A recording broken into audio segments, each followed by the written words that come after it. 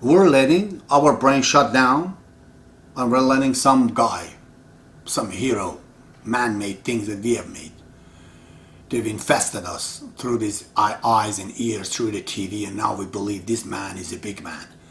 Whether it's a priest, whether it's a Muslim priest or whoever. We can't go. We have become a slave of these people. We have no brain, it seems. Because we're not going. Our road and our way in the spiritual way, it's our own ways. We're like a key that we can unlock it. I can't use somebody else's keys for my pathways, for my ways, for my abode, for where I stand. It just doesn't work. It becomes imitations. All these Shiites, they imitate their Ayatollah. They have written a special book, and those people, they have to totally imitate that. How stupid it is for a man who's endowed with the same power of brain and eyes and everything else, and the same faculty, but he let somebody else to come and run his brains, become just like a donkey. So this is what he talks about, satanic fancies. So many of these things that are not real. We are laughing and crying about the things that doesn't exist. Every time I watch the movie and I see people are crying for something, or their emotions are all there. Emotions are real, feelings are real, but the actual thing they are contributing to is not just doesn't exist. Okay. So that is what Baha'u'llah says, to be detached from it. Why? Because it's very important. There's an order of priority in the universe. Baha'u'llah says you can have your chair to be out of gold, but you're still spiritual. Because this order of priority is very important. The universe, Abdul Wahab says in some answered question, has a constitution based on an order, like an alphabetical order.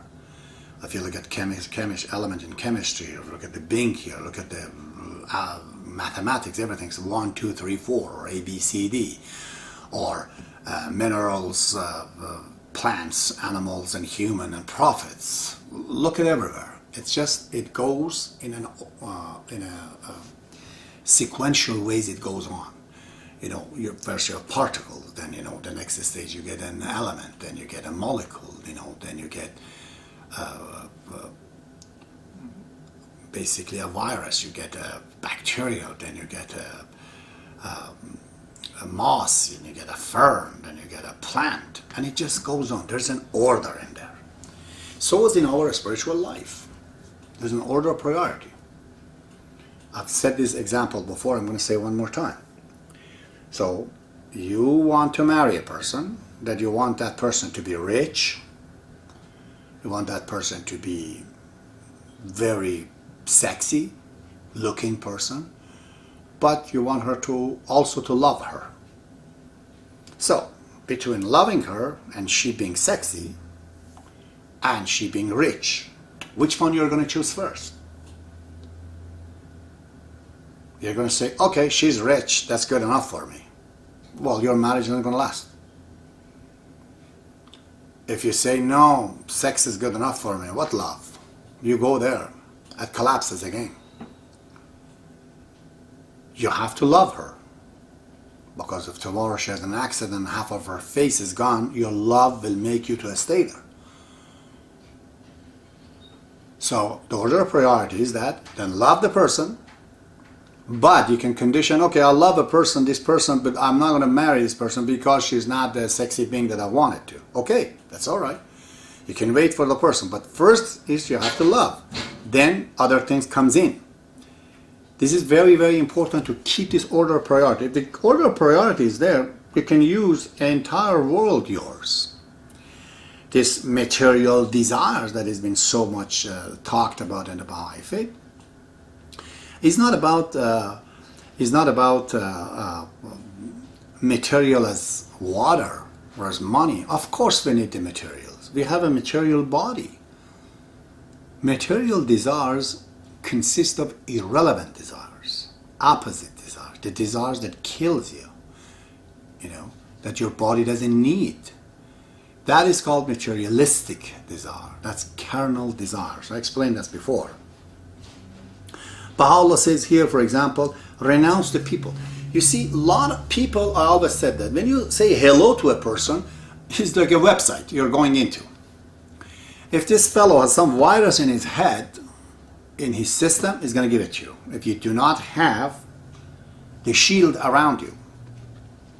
Yeah, we associate with the people that we know we can help them, they can help us. If you feel that this guy is in drug or in other things and you want to be friend with, either he's going to make you a drug user or you're going to make him to go away. But chances are that it's very hard for you as a normal fellow to be able to do that. You need to be a specialist to deal with, like a doctor.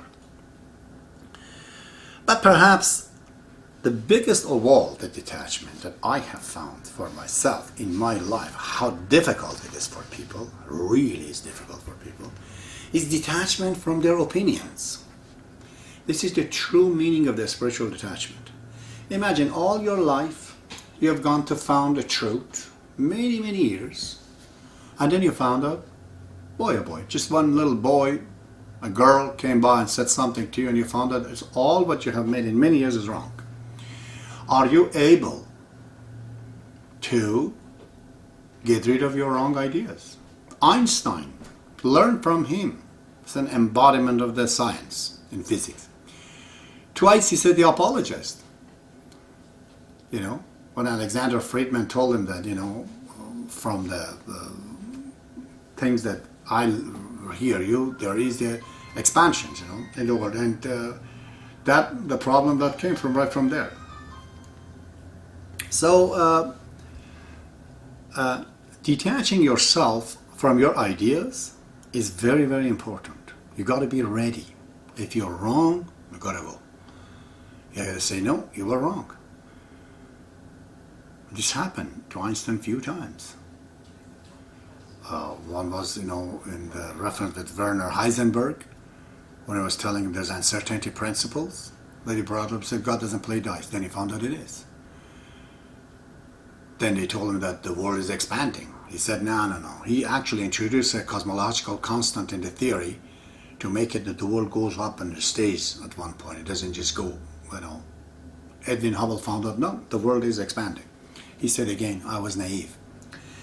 So it is the most important part, in my opinion, in our life, that we learn to be detached from our ideologies. This is why Baha'u'llah says in the book of Aqdas, the first thing is to recognize me. Don't say I believe in you. Believe means a signed deal. This is it. I believe in you no matter what. Baha'u'llah says no. Rather recognize me. So you know, you should know why am I who I am and what are the reasons surrounding it. So if you have to correct yourself, re-explain it, or change your views, so then there won't be a problem. So truly detachment is a huge requirement in our life if we want to be happy. It's a big part of the happiness. You know, Baha'u'llah says, cast away what you possess. He doesn't say possession, according to him, is a burden on your back. He says use it, don't possess it. It's very, very important. I mean, of course you have to possess certain things because there's no other way. But if you can, try to be a user than a possessor. When you possess things, it just becomes a part of you. It brings you a stress. It is so hard to let go. If they break something that you like or you love, you want, every time you get hurt. You know, it's like a hook into your soul. When you love a being, a something, if this thing breaks, and say, oh my God, you get hurt. In fact, many people, when they want to die, they're not ready for death, is because of their attachment. They think their soul is hooked. If you use things, it's fine, but when you possess it is the problem. This attachment and detachment is very important. When we are driving a car, or we're sitting on a car, we're using a car, are we attached to the car? Imagine if I glue myself to the seat in the car. So, when I come out, I can't come out. I have to take the car on my back and go and sleep with it too. How absurd it is. But if you're a user of the car and you're not attached to it, as we are not attached to our car because that's physical, our body is biological, we come out. Same way it should be. Whether it's our ideas, whether the things that we love, whether the people that we are in, we have to be in an open mortgage situation with them. Okay? That we can break away. I'm in love with a person, but all of a sudden I see this person is doing things that is hurting me, hurting herself, and not willing at any point of time to change, to progress. Then I have to be able to let go of it. If I can't, and I'm tied up, usually I suffer. You know how difficult it is for many of us. They tell you, okay, you have a few millions, all right, I'm going to take, not only take all your millions, everything that you have from you, your children that you love, I'm going to take it away. Your house. How devastating it is for anyone to imagine. But my friend, that's what happens when you die. You have to let go of the people you love. You have to let go of your books. You have to let go of your arts. You have to let go of everything. We have to practice to let go. Or we are very, very heavy and difficult. It's a test. You got a lot of attachment, try to cut them out. You feel better automatically. It's like your computer is full of the files that is caused the problem for you because you can't operate, you can't function very well. So this is very, very important, again, in my opinion, that detachment, as it is mentioned in the Baha'i faith, is detachment from the things that are not finally yours. When you die, it's just the soul. The CD is the only thing that you can take out of the computer. When you call in the college, you know, they provide you with a computer. But when the time is over, you have to let go of the computer. All you have is that file. The file is you. You have written your file. Baha'u'llah says, write your file yourself. Don't let the others to indulge in your life and write what you like, what you don't like, what you should like, what you shouldn't like. This is too much being influenced by others. So detachment means really to understand the true independence of yourself. You decide what you want, what you don't want. Don't let others decide for you. You investigate it. You recognize what you want. And to recognize the true teachers, the center of the world, and where the final journey is going to take you.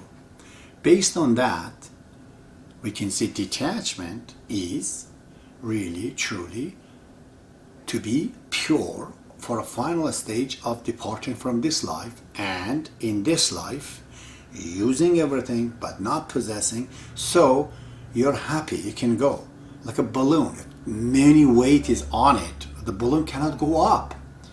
But if you throw that stuff right out, you can fly. Why we can't fly? What our imagination cannot fly? Why we have so many stresses and distresses and so many thoughts and is because of our damn attachment to the life, which our broad discipline can help us out to put things into the shelves, you know, the thing that we have to have and there's no choice for us.